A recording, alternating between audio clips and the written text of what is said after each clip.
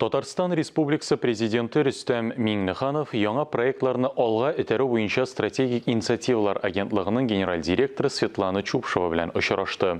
Очрашудан соң Татарстан министрлар кабинетында инвестицион климатны яхшырту һәм эшкуарлыкка ярдәм итү мәсьәләләренә багышланган утырыш узды. Эшлекле сөйләшүгә видеоконференция режимында республика муниципалитетлары җитәкчеләре дә кушылды. Татарстан Россия Федерациясе субъектларында инвестицион климат торышын ил күләм рейтингында Мәскәүдән кала икенче урынны алган.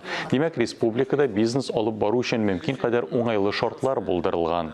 Әлеге утырышта аны тагын да яхшырту юнәлешләре ачыкланды.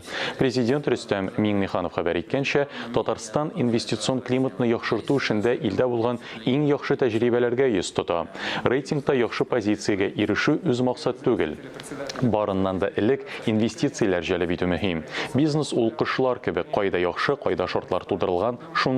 Шуңа күрә эшләребез һәм шартлар тудыру уңышлы булырга өметләнәбез, дип белдерде Татарстан президенты Рөстәм Миңнеханов.